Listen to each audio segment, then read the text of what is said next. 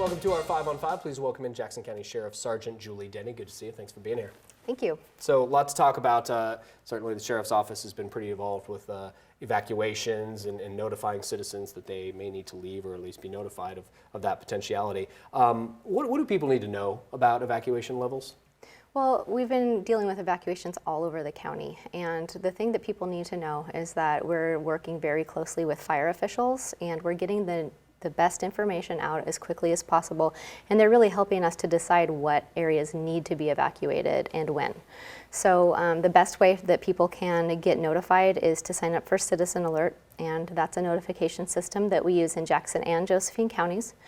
And you just have to go to jacksoncounty.org/alert to sign up. Okay, yeah, and people can't necessarily count on the Sheriff's Office or literally any police agency to knock on their doors and say, hey, you need to leave right now. Should they expect that kind of thing?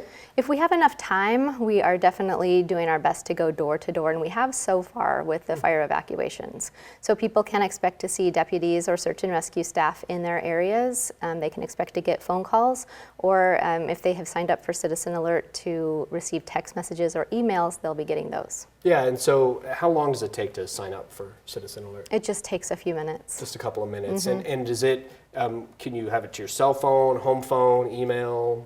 Yes. How does that work? If you have a landline phone, you're automatically going to get notified if there's an emergency in your area. But if you don't have a landline, we need to know who you are and where you are. So sign up and let us know what your address is, what your phone number is, and the best way that you want to be notified. It's entirely customizable. Okay, and yeah, so if we have our cell phone in there, it doesn't ring cell phones like geographically in, say, a particular region or anything like that. It just goes down the list, if you will. Right, it's going to notify you based on where you sign up. So that it's important that you put your own residence in there or somebody else's if you want to be notified, like for a friend or family member. Just remember that you signed up for those because you might forget and then get a notification and think it's for your house. Sure, yeah, okay. And does it cost money to sign up? It's entirely free. Okay, very good. All right, we're going to take a quick commercial break. We'll have much more in just a moment. Stay with us. Welcome back to our 5 on 5. Again, we're here with Jackson County Sheriff's Office Sergeant Julie Denney. What's the Sheriff's Office involvement with country crossings? We work with the promoters of country crossings throughout the year to help develop a plan for safety. And we have deputies and officers from other agencies who will be patrolling the event on the grounds, in the campgrounds. And we work with the roads department to help develop a traffic plan to keep things moving as smoothly as possible. Okay, are you guys the only law enforcement on site, or is there a whole lot of law enforcement chipping in, if you will? We have law enforcement officers from several different agencies around the valley. Oh, okay, all right. Now, are you guys doing anything? It's been a busy couple of weeks on the Greenway with 3 fires and of various causes, still waiting on the Penninger Fire's cause. But is there anything you guys are doing kind of in conjunction with country crossings regarding the Greenway?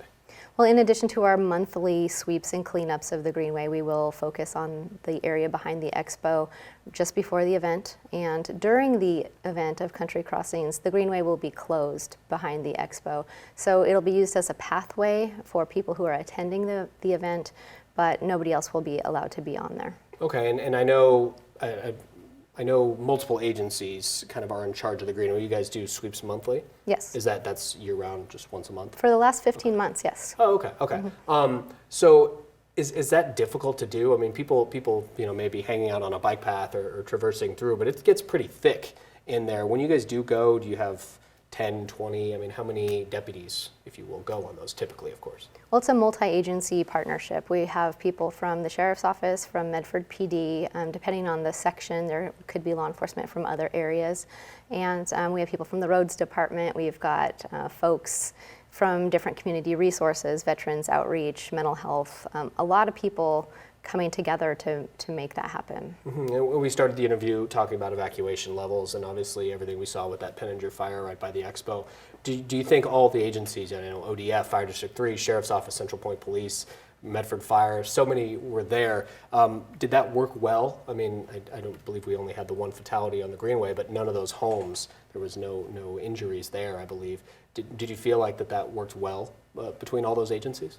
Well, anytime you have an incident where things are moving very quickly and developing rapidly, things can be difficult. But yes, the response was great, and we had a lot of different jurisdictions right there, but Yeah. everybody worked well, and they did a great job containing the fire quickly. Yeah, it certainly was scary to watch, Yes. and the wind was fast, and, Right. and it did seem that way. I just get curious, obviously as the agency yourself, if that's what you saw. So thank you very much. Appreciate your time. Thank you. All right, stay with us. We'll be right back.